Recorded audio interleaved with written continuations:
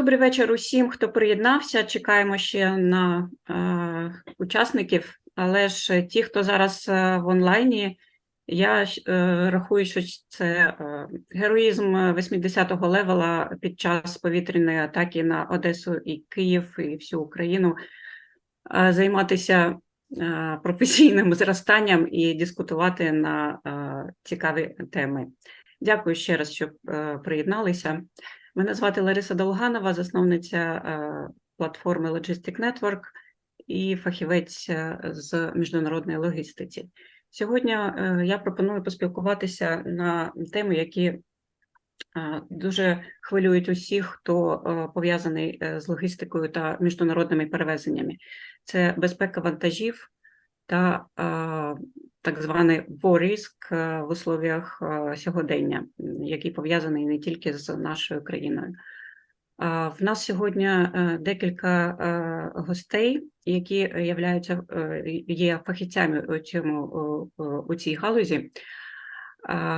Gediminas Daukša – це представник європейського страхового брокера, який базується у Відні, і наразі він працює із Вільнюса. Він точно знає, як зараз, яку підтримку зараз пропонують страхові адвокати на різні виклики логістичних компаній. Компанія Interlegal, наші партнери та друзі, я вважаю, що це найкраща компанія юридична в Україні, яка надає підтримку юридичну логістичним міжнародним компаніям і локальним теж. Ми послухаємо кожного з них. Якщо у вас будуть питання, будь ласка, пишіть у коментарі, пишіть у чат.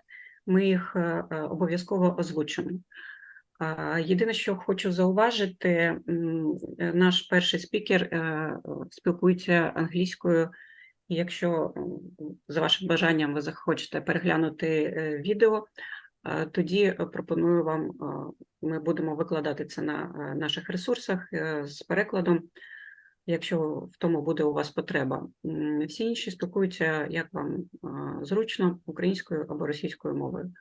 До нас ще має приєднатися Катерина Балютова, але вона зараз перебуває в Одесі в укритті, і наразі ми не знаємо, чи це буде можливо. Дмитро, хочеш щось сказати, як вступне слово? Чи будемо починати? Да, будем починати. Тема рисков у нас достаточно сложная и в исполнении, и в страховании, поэтому ждем много интересной, цікавой информации для всех. Коллеги, хотел единственное сказать, что для того, чтобы избежать дополнительных шумов, да, у всех по умолчанию выключен звук. Поэтому все вопросы ваши пишите, пожалуйста, в чате.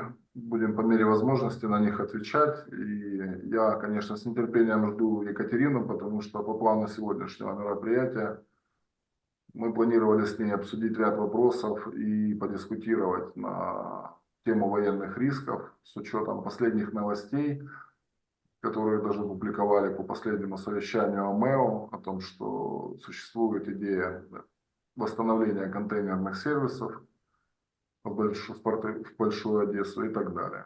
Ну, надеемся, что все будет хорошо. Okay, let's start. Yeah. Let's start, and we have our first guest, the speaker, the representative of the leading European insurance broker company, GrECo. Is that right? Yeah, without any mistake. Very correct. Gediminas Daukša. He will talk about a little bit of his background in the specific sphere of his professional activity. And we expect some news and features from the European practice of the insurance in such a hotspot, as we call it, like Ukraine now and Israel and maybe Red Sea and the other hotspots, war risk areas, which we are interested in. So would you start? We will wait. Okay, thanks a lot. So, hello, my name is Gediminas Daukša. I'm the head of transport and logistic practice in GrECo Group. GrECo, as mentioned, is one of the leading European insurance brokers with an offices in 17 countries, and I've been in this business for nearly 25 years. Now, we do partner with haulers mainly and freight forwarders, and we do provide special tailored solutions to ensure their security and continuity of their business. We do have an office in Kiev, which has remained open since the war broke out in Ukraine and has been supporting our customers where we have many insurance lines, including cargo insurance with and without war coverage for the shipments up to 20 million euros. We also have an office in Poland, multiple actually offices in Poland, that supports freight forwarders with specifically designed online application that helps them to book a cargo insurance within 1 minute or 2 minutes to make the job much easier, to make it smooth. So I guess this will be for a short introduction, and let's head to the main topic, the main discussion about war risks, and especially how we can be mitigated, how we could be approached, and what you should be concerned of, and what are the possibilities in both in Ukraine and European market. Now, if you want to talk about the war, the role that war plays in the cargo insurance, we have to take a very quick look back. And cargo insurance, this is one of the ancient insurance lines. First it has been mentioned Europe in like 15th century, then Lloyd's of London followed. And since the beginning, war has been one of the essential perils of any cargo insurance term. So it has been always insured, it has been always offered, and this situation has continued up till 1898, when many underwriters, many insurers has realized that the emerging risks such as propelled torpedoes or submarines are too much for them to feel comfortable, and they have excluded war and terrorism from the standard cargo insurance coverage. Now, if we do have, let's say, goods in transit, many goods in transit, they are usually insured with a standard institute cargo clauses A, or any modification or any variation of that. This option covers all risks, except of those which are excluded. And as we talked previously, one of those risks which are excluded are war and terrorism risks. So if you will purchase, by accident or with intention, let's say a cargo insurance from, let's say Germany or France to Ukraine on a standard institute cargo clauses A, ICCA, without any additional extensions, and, the truck is going to hit, let's say a mine, or, will be hit by a drone, then you'll be left without any coverage. So you should be careful about that. Now, the good news is that there are several extensions which can really help solve these situations, and one of them is institute strike clauses, or otherwise known as RCC, which provides a coverage for such risks as terrorism, riots like civil unrest or similar events. There is also an institute war clause that could save you in case of war or revolution, or a very unfortunate meetup with some derelict war of weapon. But it is important to note that those two clauses are separate. There is a separate institute strike clause and separate institute war clause, and they have to be purchased separately. Now, as previously mentioned, right now, all over the world, we have many conflicts, but we have quite a few hotspots, so-called, basically near our doorsteps, like a war in Ukraine, like a war in Israel, and, conflict in the Red Sea, which gives us a very good bookcase, even examples, to see how these clauses work in one another situation. But before we can go into details, it is very important to make a difference between the war and terrorism. So war, it could be named, as an, let's say, armed conflict between organized forces, which trying to defend or trying to take one another position. And terrorism is more like an act of violence carried out by groups with intention to inflict fear or with some political or ideological goals. Now, let's start with in Israel. We have now a fighting basically going on in Gaza between Israel and the Hamas forces. And this basically whole situation would be very much subject and the work actually for institute war clauses, basically covering your shipments, which will be going to Israel, let's say, by ships for many lost actually due to, just shelling or something like that. If we go to the south, we have a situation in the Red Sea where is a little bit different things happening. We do have Houthis, which is Yemen rebels, which is unrecognized group, which are, well, randomly or maybe not so, basically firing rockets at the passing by ships. And this whole situation has more relevance to the terrorism. And basically, so if you are shipping something from China or, I don't know, Australia through the Red Sea, and you're concerned about this risk, so you should look more into institute strike clauses rather than war clauses. Now, if you go to Ukraine, basically, there is no question. The institute war clause is your first choice or your first actual option, but you should be aware.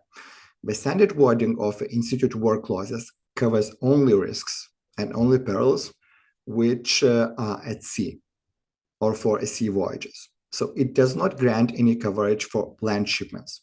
So it can play into your benefit if you, I don't know, have a ship, let's say, moored in Odessa, or you are using this grain corridor, it might be a solution. But if you're shipping something from, let's say, Germany to, let's say, Kiev, and you're purchasing this ICCA clauses plus a war risk, actually, war risk is not going to help you, I don't know, avoid any potential loss in that case. I mean, it's true that there is some extensions called war on land risks, but those are, rather an exception than a rule. So be careful about that. And another good example is we do have these very sometimes violent even demonstrations which are happening near the Ukrainian-Polish border, which sometimes actually basically all the demonstrators are turning up to the drivers, are turning up to the trucks and, putting them on fire, taking the drivers out. And this particular situation, it's not a war because we don't have Poland and Ukraine fighting in that, but we have more like a riots, basically a form or more like a form of demonstrations, which again, basically, it is not the object of war clauses, it is the object of institute strike clauses. So there is two different extensions which can play in your benefit or, quite an opposite, and you have to be careful and talk to your insurance supplier basically on choosing them. Now, the war and terrorism risk alongside standard cargo insurance is provided by majority European Union insurance companies, A-rated or even with low rating. But there is a catch, a very important one. The risk is always provided if a shipment goes to sea. The risk is always provided only up to Bosphorus Strait. So there is no coverage in the Black Sea, even if the Black Sea is not the whole Black Sea territory of Ukraine, and there is Romania like Bulgaria. But basically, once the ship passes Bosphorus Sea, there is no coverage. Well, there is one exception. Basically, there is a special facility in London that provides coverage for a green corridor, but that is probably the closest actually you can get to Ukrainian border. And as far as basically the land shipments are concerned, it's true that in Ukraine itself, you can get a coverage for shipments by land with a war risk included. But those shipments are usually insured with very minimal amounts, like 15,000 euros, which offers quite minimal coverage. Now, the war risk and how the war and terrorism risk is being assessed. So previously, Association Joint War Committee in London has assessed basically the overall situation and decided basically on the severity of the risk and advised the insurers basically how many premium additionally they should charge for the ship or for the truck going to one another region, and majority of insurers followed. Now, this didn't went well with the European Association, which saw it as a kind of monopoly or restricting actually the market, and this practice has been dropped. And right now, the Joint War Committee is offering only the advice on the severity of risk. So, for example, in the Red Sea, if we had actually these, well, not spontaneous, but let's say this one after one, basically firing of rockets onto the merchant ships passing actually the Red Sea. So, and the risk of origin has been increased to a high level. And once it happened, basically majority of cargo insurance companies increased rate from 0.1 to 0.5 or 0.6 actual percentage from the cargo value for the passing ships to address risk. I believe the same situation is followed also in Ukraine, where just, there is no association or committee which decides on the risk, but there is a government which basically issues a decree on the regions where basically war actions is going on, like in Odessa, and majority of insurance companies are following this decree and do not offer coverage in, the most extreme situations and the most extreme regions. Now, So this, for me, the situation is more or less, it's difficult, yeah. So by default, we do not have war risk clauses in the insurance, in the basic insurance. This is the first thing. The other thing you said that in Black Sea, we don't have such an extension for war risks. The third thing you mentioned that is there a limited quantity of companies, insurance companies, who will make these clauses, especially for our area, for inland transportation, or there is no way out for this case? Well, I think the truth is that in Europe, basically, the situation is much easier, but in Ukraine, it's much more difficult because the number of insurance companies is decreasing. I mean, there is still something like 80 or 100 basically non-life insurance, but only just a few of them are offering cargo insurance coverage. The problem basically we have in Ukraine is that even though majority of the, let's say, foreign insurers hasn't left. I mean, there is still an insurance group office, there is still a Colonnade office, actually, and some other better known names. We don't have such reinsurance treaties or such reinsurance contracts as we used to have before the war. And because of the lack of insurance capacities, it's no reinsurance company is offering coverage in Ukraine. They can offer coverage only for shipments up to 3 million euros, and with very rare exceptions up to 70 million euros. So this is, if you have something more valuable, like, some ammunition, like armored vehicles or some product shipments, those sums are really not enough. And yeah, it's true, like you mentioned, war on land is basically excluded in Ukraine, like, with many in Europe. And there is some local initiatives with some, leading Ukrainian companies who are taking the risk on their own and saying, okay, look, for a very increased rate, for a very high rate, we can provide you a coverage for a war on land. But then again, this coverage is provided only for 15,000 euros, which is, usually very few shipments cost that few. Basically, usually the shipment is like 100 or 200,000 euros. So, you'll get like 10% or something like that. And it really depends to which region you're going. If you're going to Zaporozhye, sorry for pronunciation, or Odessa, basically, I guess even it's in those regions, it's very impossible. So basically, it's all a matter of premium rate, and but still, even with paying a quite significant premium, it's not very much possibility. There is, although, some speculations that maybe some European insurance would be ready to step in and basically offer the coverage for a war on land in Ukraine, but this is only speculations. But we would offer that only if there is some investments going on from countries abroad. But that's just the rumors which are in the market right now. And it concerns both civilian and military cargo as well, yeah? Even with military and cargo provided by our Western partners, it's not possible to insure the transportation up to Ukrainian border, or?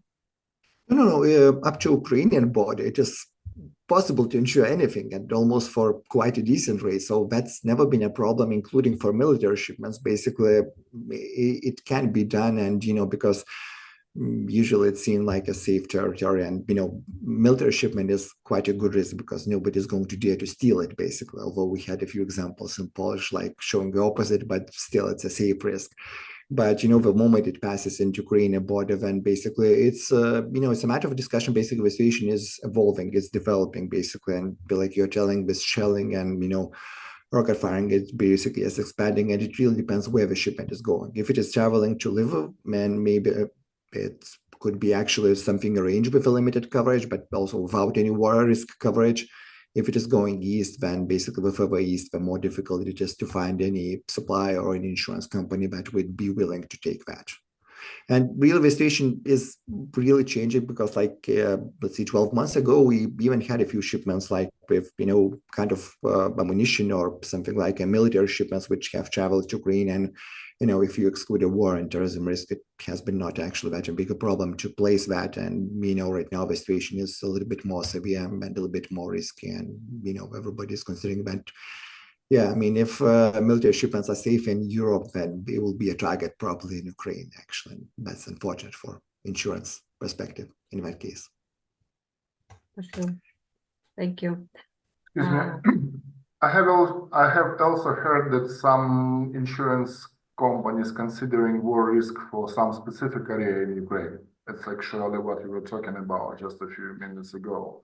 I mean, on the west part, like Lviv region, or I think it goes with where is no war action, so chance of getting missile. If commodity is war ammunition, certainly risk is high, but for standard humanitarian cargo, it can be considered maybe. So it's case to case basis. But this is a land. I mean, it's not marine shipment. So I think it more plays a role, basically, especially the Western territory, which, even like right now, I heard from our colleagues in Kiev that it gets, let's say, on a small level, some investments actually from the Europe, let's say, on the factories and, some retailers, basically. So with these investments basically coming and with talks about rebuilding Ukraine and, starting these reconstructions, basically, there is also a quite a dear need for coverage for many which will go to that, and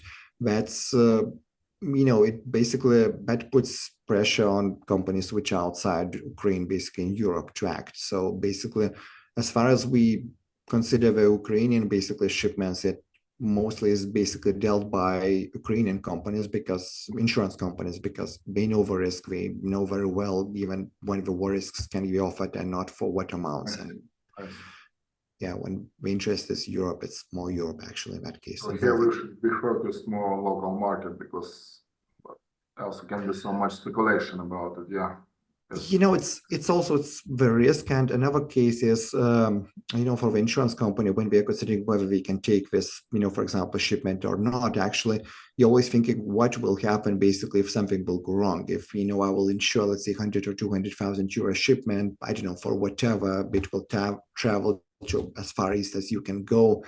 And suddenly the consignee will report that the shipment is lost. I mean, do I have somewhere on the ground, somewhere in that region that can go basically and respect the cargo? Because if you don't have anybody in, I don't know, sorry for examples, but Odessa or Zaporozhye, basically, then, you have to rely on consignee opinion, which is very subjective, basically. And, on this scale, basically, the possibilities for European insurance is a lot limited than for Ukrainian ones to actually, handle any loss that happens on Ukraine territory and to make a true judgment whether the cargo is lost or is not. So this is basically, it's not usually whenever you're insuring something in Ukraine, and let's say, for example, war on land is usually excluded without some exceptions.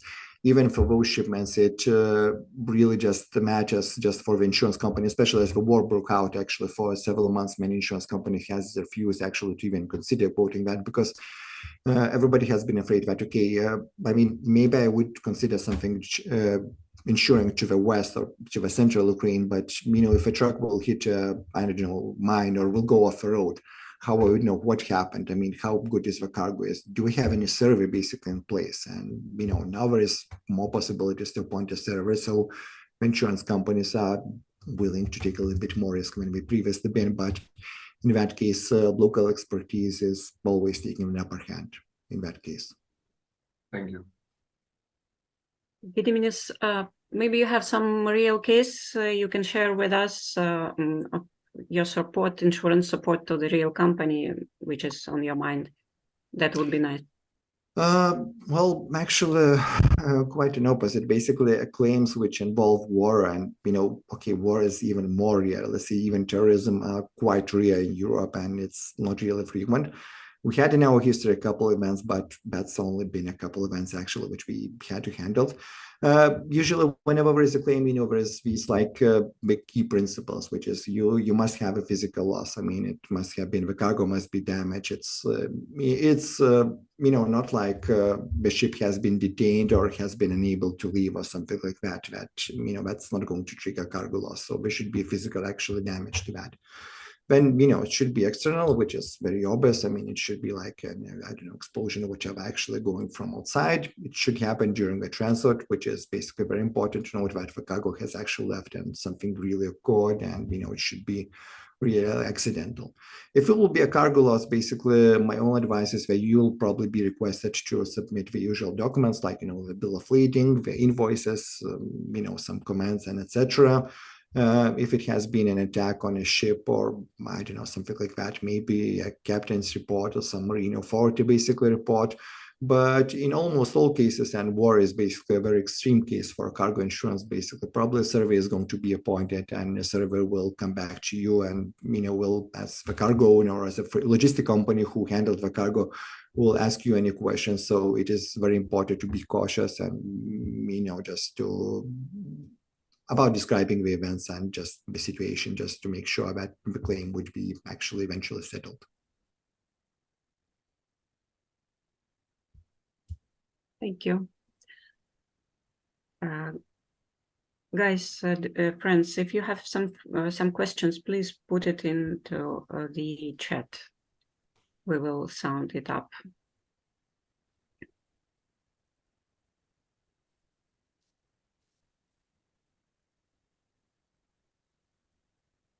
To conclude, I just want to say that all of us, just ordinary people, all of us always want to hear the good stories, right?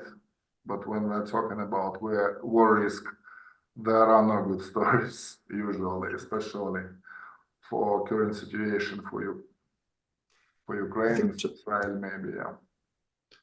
I think just the market has adapted in the last 2 years. It has developed, and from the initial scare, basically, even in the situation in Ukraine, the insurance market is functioning. It's working. I mean, the claims are being settled, the policies are being renewed. I mean, the life just continues as much as it is possible. And even with these examples, which I told, like there is a limited coverage for one land. Okay, it's 15,000 euros, but you can't really get that in Europe anywhere. So basically, it's making a step ahead, showing this initiative basically to address even up to its capacity, basically the needs of a logistic company. So it's not like it's impossible, but war has always been a very delicate matter for the cargo insurance. But there are solutions basically, especially if the risk is actually there. So, thank you very much for your perspective speech, and it's very important to know the opinion of European leading companies of the current situation, because we are sitting here, and for us as well, the war risk clause was something which is not really important. Nobody even have read it before, but now it's our reality, and we have to deal with it and to handle the consequences. Thank you very much again. It's always good to have a fresh shower sometimes, right? To be known how we are considered. We have enough shower now. Can you stop, please? Yeah. No, I just want to add that thank you so much. And we are, like our office in Poland, we already used to work with insurance broker GrECo for already 5 years from very beginning, as far as I remember. So thank you so much. Thank you for taking part in our event. We appreciate it. Thank you. Thanks. Thanks a lot. Друзі, якщо є питання, можете задавати їх українською чи російською в чаті, ми обов'язково озвучимо. Зараз пропоную надати слово нашим колегам з компанії Interlegal. Олексій, ви з нами? Да, коллеги, здравствуйте. Якщо можна, декілька слів, який у вас бекграунд, що ви робите у компанії, тому що ми дуже добре знаємо компанію Interlegal, це якісна професійна підтримка транспортного бізнесу, логістичного бізнесу в Україні і не тільки, фахівці з міжнародного права. І дуже цікаво буде почути, якщо у вас є реальні кейси, почути, як ви надаєте підтримку нашим компаніям. Да, конечно. Я вот как раз сегодня буду выступать с практическим кейсом, достаточно редким, но, думаю, достаточно интересным, чтобы его озвучить. Моя позиция в компании Interlegal, я клейм-хендлер, я занимаюсь урегулированием претензий на стадии досудебной, доарбитражной. Сегодня расскажу про такой достаточно интересный шиппинговый кейс, связанный с возникающей страховкой и ее, собственно, покрытием. Я перейду к презентации. Скажите мне, пожалуйста, видно ее или нет. Да, Или отлично. не видно?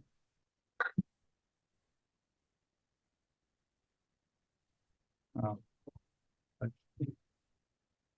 Кейс интересен тем, что у нас очень редко встречаются такие моменты, как оплата Extra Risk Insurance, он же Additional War Risk Premium, потому что люди зачастую это либо не прописывают нормально в своих чартерах, либо не спорят на эту тему. Потому что они работают с проверенными судовладельцами, они работают с проверенными контрагентами, и, собственно, на эту тему вопросов не возникает. На данный момент в этом кейсе у нас наш клиентом был фрахтователь, который, в свою очередь, работал с судовладельцем один из первых раз, поэтому как бы еще не было достаточно налаженной коммуникации. Суть кейса заключалась в том, что начиналось все достаточно банально. Наш клиент зафрахтовал судно на 2 рейса из Греции в Измаил с грузом дизельного топлива. Соответственно, судно-танкер, это тоже играет немаловажную роль. Ввиду того, что наша проформа это шелвой 6, который достаточно редко встречается, и в нем есть свои специфические моменты относительно рисков. К этому еще немножко позже вернемся. По сути, простой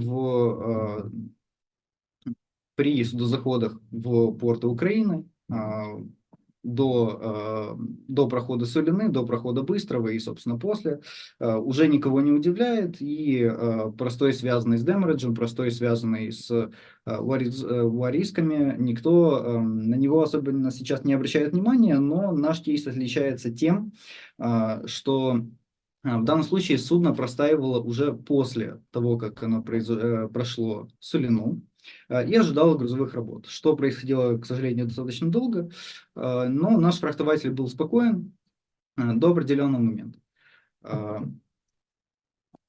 На момент того, как они ожидали грузовых работ, фрахтователь написал такую фразу, они проинструктировали судовладельцев и, соответственно, судна отойти на 44-ю милю Дуная. И здесь, на этом моменте, собственно, будет основываться весь дальнейший кейс, и в этом будет самая большая проблема в дальнейшем. Суть в том, что ставки страхования на сегодняшний день, ставки страхования на судозаходы в Украину остаются достаточно высокими, и поэтому судовладельцы предпочитают перевыставлять часть таких расходов на Extra Risk Insurance на фрахтователей, потому что действительно суммы там иногда могут быть заоблачные.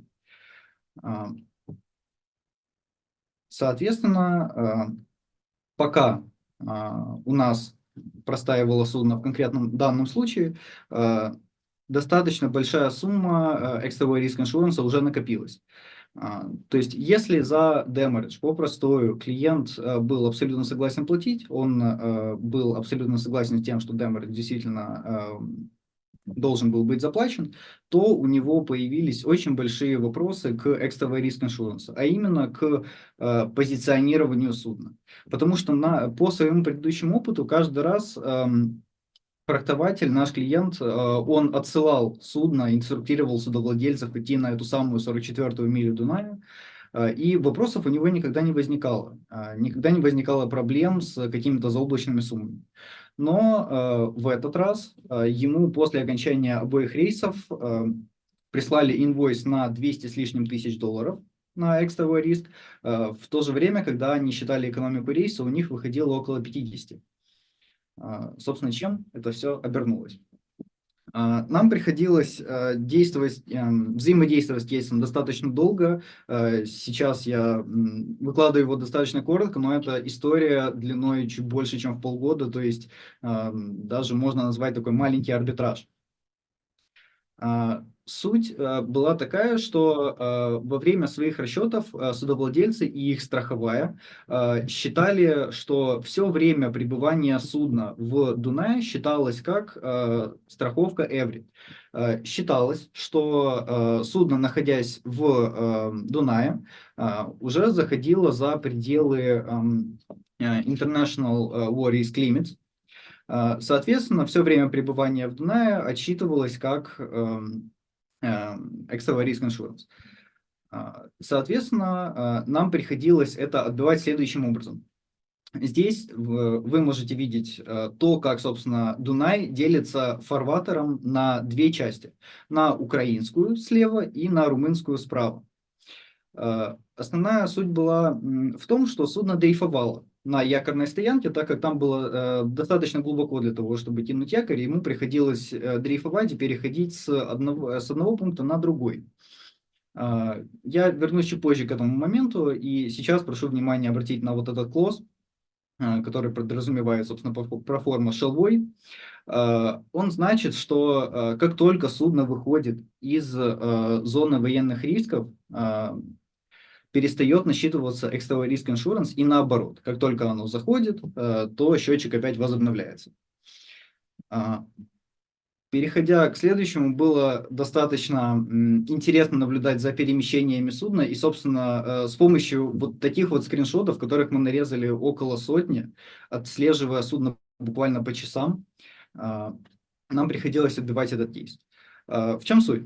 В том, что здесь, опять же, вы можете видеть, есть фарватер, и есть как украинская сторона, так и румынская сторона. Мы при расчетах, при своем описании кейса, при том, как мы отбивали, собственно, эти 200 тысяч для клиента, мы говорили, что все время, которое судно находилось не на украинской стороне, то есть с румынской стороне, все это время, все эти позиции не должны считаться в страховку и, соответственно, не должны быть оплачены нашим клиентам. И опять же, наш основной упор, возвращаясь обратно, был на вот этот самый клоз из шелвоя. То есть вот таких скриншотов, так, чтобы не соврать, мы насчитали где-то 120 или что-то такое, просто для того, чтобы доказать, что судно не все время находилось в рамках war risk зоны. Мы для того, чтобы, опять же, это доказать, обращались к законодательству Украины о территориальных границах, и, соответственно, это было основной нашей стратегией. По сути, по результатам кейса мы смогли отбить больше половины из требуемой суммы. Мы смогли также подписать сеттлмент между сторонами и оставить их в очень хороших коммерческих отношениях. Собственно, что можно сказать в конце, это то, что, возвращаясь к самому началу презентации, клиент написал нечеткую инструкцию. Что единственный вординг, единственная вещь, которая могла бы предотвратить это все, это то, что фрахтователи должны были четко написать судовладельцу, чтобы судно находилось вне границы Украины, вне зоны военных действий, до момента, пока оно не будет вызвано собственно, для произведения грузовых работ.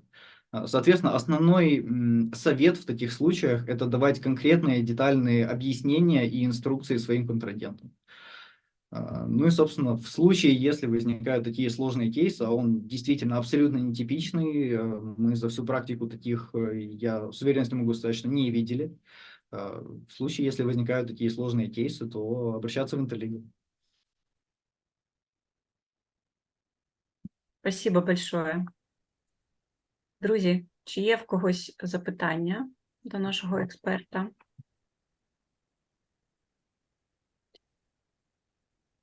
Алексей, скажите, а есть... Кто сейчас ваши клиенты в основном? Да? Это местные компании или интернациональные? Надаете ли вы поддержку за пределами Украины компаниям? Да, конечно, абсолютно. Наши клиенты находятся по всему миру. К нам приходят с абсолютно разными вопросами, и мы интернациональная компания уже вот почти 30 лет, поэтому да.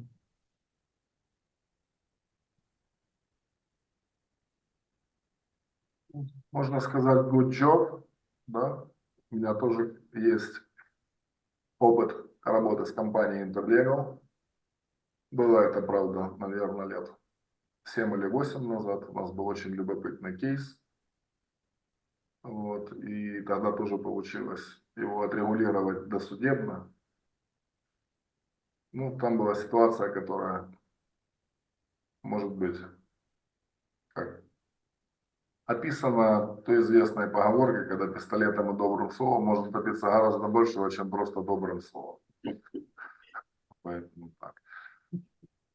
То есть фактически мы получаем подтверждение того, что если мы говорим о ВОЕННЫЙ РИСК, то Черное море, как сказал Эмидис до этого, не входит в зону покрытия, за исключением того фарватера, который есть. Да, и в данном случае мы с вами разобрали очень интересный, кропотливый, достаточно детальный кейс, по которому юристы компании убедили, достаточно убедительно в виде 120 и более фотографий, да, показали всем участникам диспута о том, что судно то находилось в зоне военного риска, то не находилось. Да? А если бы он стоял на рейде в нейтральных водах, то, собственно говоря, наверное, вопрос бы был проще.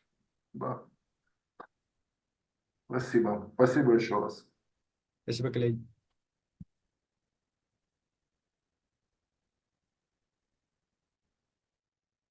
Якщо нема конкретного запитання до Олексія, тоді пропоную почати обговорення або якісь питання, які ми не коснулися в наших запитаннях до експертів. В мене ще, мабуть, одне питання до Олексія. Олексій, скажіть, будь ласка, а з огляду на ситуацію на польському кордоні, чи звертаються до вас компанії логістичні з проханням урегулювати такі питання? Да, конечно, это немножко не моя парафия, но тем не менее у нас достаточно часто есть запросы на возмещение убытков для перевозчиков, которые понесли эти самые убытки из-за простоя на украинско-польской границе. Поэтому, да, особенно в последнее время это достаточно частая практика, и мои коллеги этим очень активно занимаются. И как завершаются эти кейсы? То есть удается в пользу клиента их решать? Насколько я знаю, да, у нас есть энное количество достаточно успешных кейсов, и, насколько я знаю, опять же, это подавляющий процент, подавляющее большинство кейсов. Супер, отлично. Дмитро, скажи, будь ласка, які ти хотів ще обговорити питання на сьогодні? I would like to ask one more question to Gediminas about possible border risks on, for example, for now on Ukrainian-Polish border. Yeah, as far as we were noticed, we should be very careful with war risk and riot risks, right? So strike is more connected to riot clauses. Just in general, for our auditory, can you please advise what kind of risks can be covered or can be insured? For example, for now, if we order land transportation, for example, from German to Ukraine, right, and through Poland, so there is a big chance to have a problem with strike with passage. So what kind of risks can be insured in connection with riot clauses? Well, basically, like you mentioned, it can be demonstration rights, any civil unrest which can be covered besides, let's say, cargo insurance clauses, let's say by adding this institute strike clauses. There are just several, let's say, warnings. Basically, the first one is that, you can possibly add these risks if you're going on these usual destinations, and many insurer will offer it, for a very low premium or even include it in the risk, but, there is always a cancellation clause. for war and strike risks, which allows the insurer possibility from 2 days to usually 7 days or a bit more, basically with notification to cancel the coverage. So you can start the voyage actually with strike risks, and even if the situation will suddenly deteriorate near the Ukrainian or Polish border, the insurer might use this option. And if there is some sort of actual unrest going on near the border, as we saw in Europe, in Germany, and for example in France, no insurer, common sense will, or most insurers will not agree basically to cover the rights risk where we know that the rights are going on. Another key important thing here is it is important not to rely on cargo liability coverage or tsama insurance basically for these risks, basically because one of the things is that the first thing, basically, the liability of, let's say, a trucking company might be excluded because perhaps might be considered as, force majeure event. But there is a more prevailing practice in Europe, basically, that with, social media and with all the publications, usually that the rights is not that much a force majeure, but, can be avoided by many drivers if they will, follow whatever is happening. And basically, if that will be the case, that means that the trucking companies, and including US, freight forwarder who hired the trucking company, might be held liable, basically, if your truck will end up in the location where there are riots, and you should have known that there's riots. So, if you know that the situation is really unstable to the border, I'm not saying avoiding it because usually it's not the case, but, doing whatever you can to protect your subcontractor and even trucking companies, because if you will not do that, and the trucker will end up here, basically, and the truck will be put on fire. Basically, many tsama liability insurance policies have riots or demonstrations and exclusions. So you might end up in a situation where you and your trucking company will have to indemnify the loss, but you won't be able to recover that from cargo liability insurance.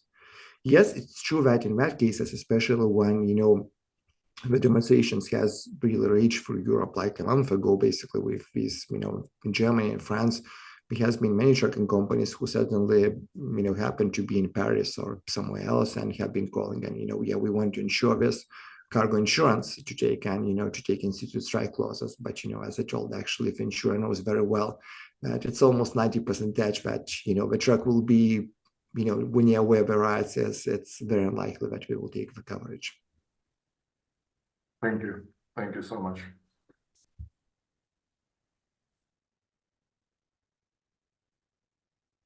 Друзі, хотіла ще запитати, нарешті до нас приєдналася Катерина. Ми дуже раді, що вона збігла з бомбосховища, чи не збігла, чи все ще там знаходиться, але ми дуже сподівалися її побачити. І я хочу запитати, нещодавно була конференція в Одесі АМЕО, де було дуже багато наших колег експедиторських логістичних компаній.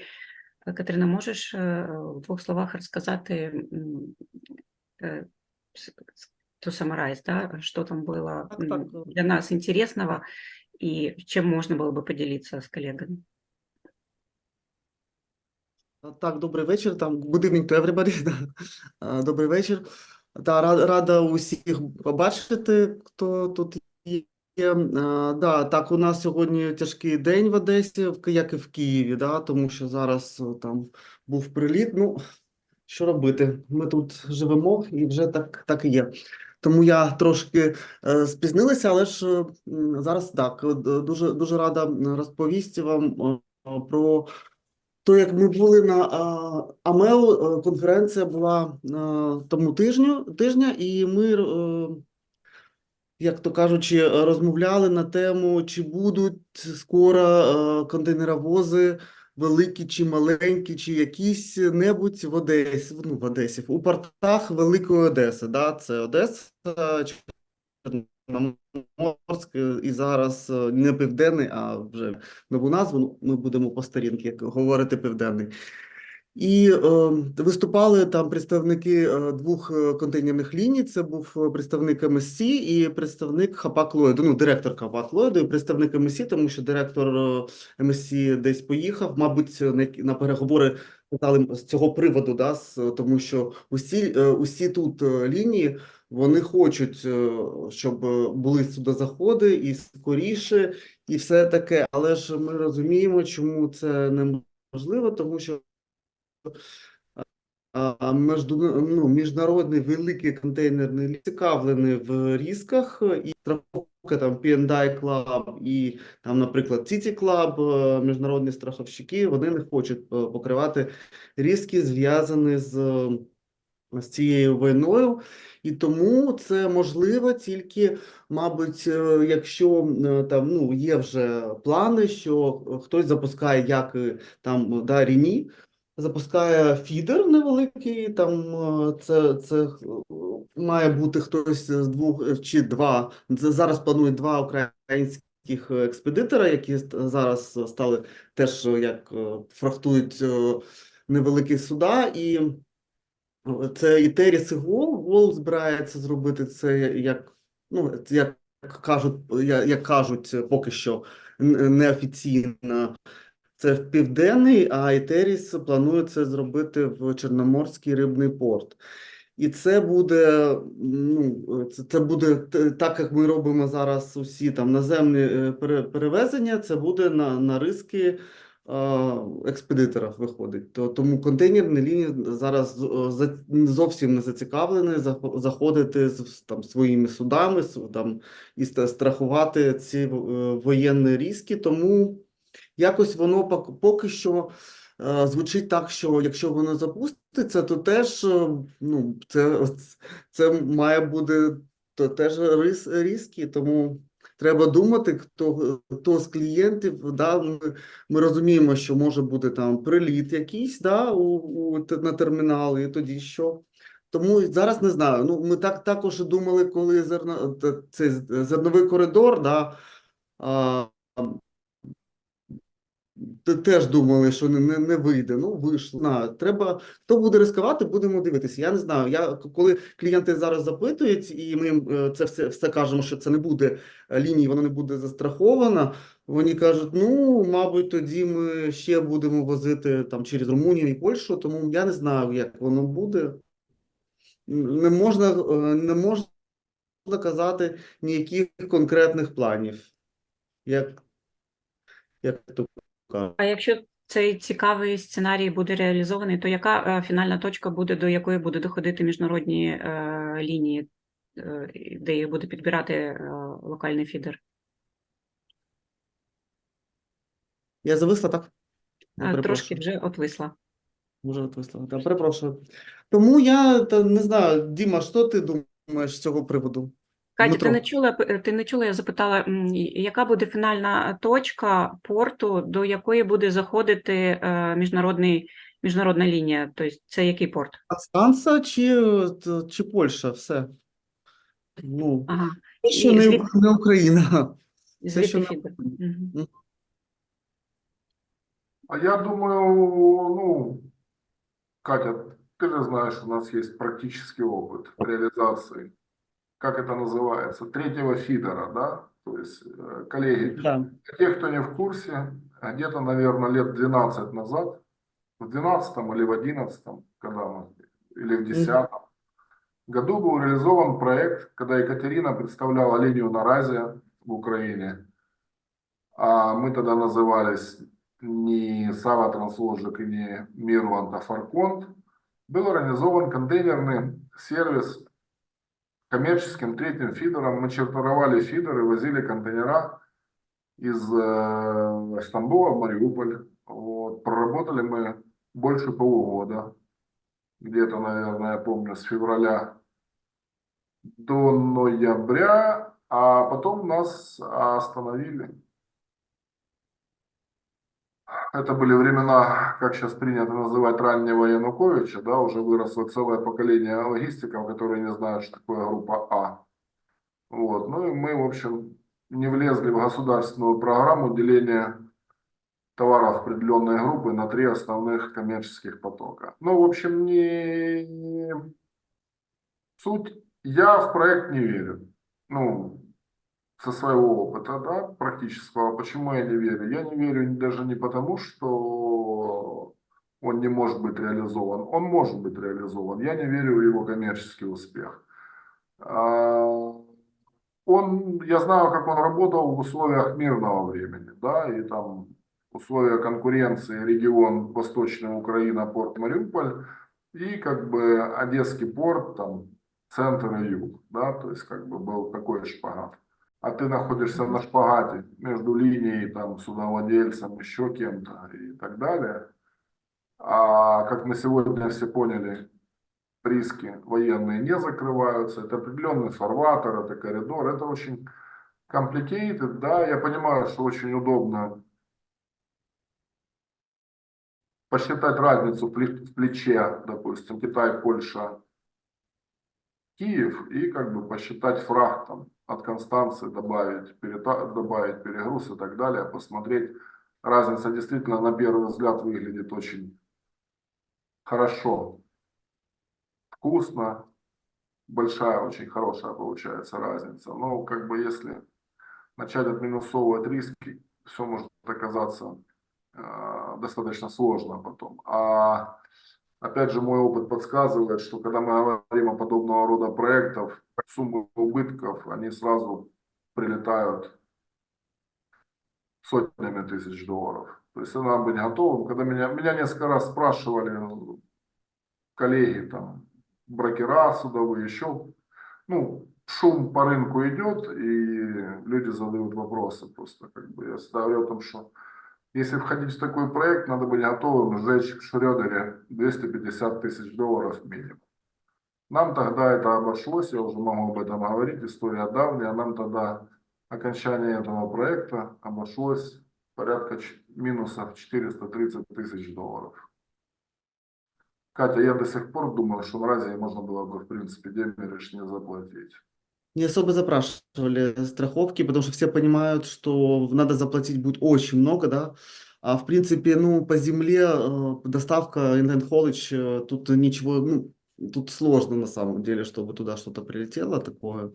Все возможно, да, но оно больше вероятности там, оно какие-то склады в какие-то, да, какие-то уже наземные, больше таких рисков. А по поводу доставки, ну, оно доставляется же на машинах, да, там или перетарка идет, или контейнеровозом. Но сложно сказать, как это даже, ну, в общем, клиенты наши не спрашивают даже страховку, потому что они некоторые вот экспедиторы, коллеги мне говорили, что узнавали, и там очень большие страховые взносы. Я так понимаю, что у наших, как всегда, у нас-то и в мирные времена не особо страховали грузы, да, а сейчас, конечно. Хотела спросить, получается, вы же как международные экспедиторы застрахованные, да, перестраховываетесь тоже в свою ответственность в международных компаниях. А как вот сейчас они относятся к рискам, которые несет экспедиторская компания во время доставки груза в зону военных действий? То есть... Так, военные риски не покрываются. Мы как раз сегодня об этом обсудили. То есть, если что-то произойдет, механизм ответственности не означает, абсолютно не означает, да, такую короткую ремарочку, скажем, для наших более молодых коллег. Страховка ответственности экспедитора абсолютно не означает страховку ответственности груза. Я до сих пор помню, у нас в Украине существует партнер, страховой брокер, с которым мы работаем. Я помню, с ним один диалог был весьма интересный, когда у меня возникла ситуация, при которой я там, ну, достаточно рискованная ситуация была при перевозке груза, причем в третьей стране. Вот. И я когда его спросил, как насчет нашей ответственности и страховки, он сказал, ну, для того, чтобы доказать вашу вину, надо будет пойти в суд. И там доказать, после этого только страховка ответственности сработает. Я говорю, а если они не докажут мою вину? Ну, я подразумевал в этот момент, что грузовладелец ко мне-то все равно придет. На что мне сказали, ну, если вашу вину не докажут, тогда какие к вам вообще могут быть вопросы? Ну, в принципе, логично. Поэтому тут такая же ситуация. Если мы говорим о военных рисках, и они в исключении.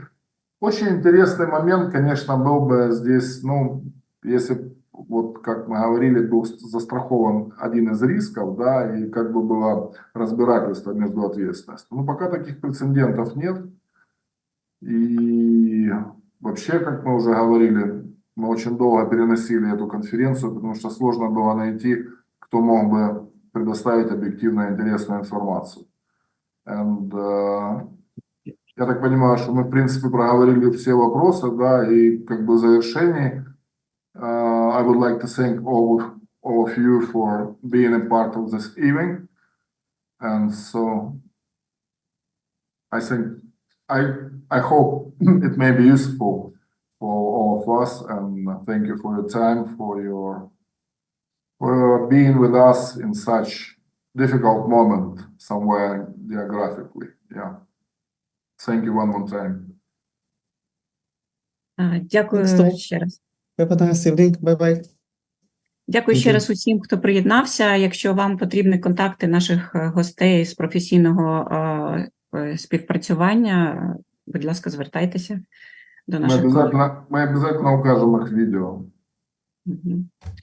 Gediminas, would you mind if somebody will ask for your contacts? Sure. It's We're okay. always open, as I told, we operate in Kiev, in Warsaw, so basically, if You there's have anything office we in can Kiev? help.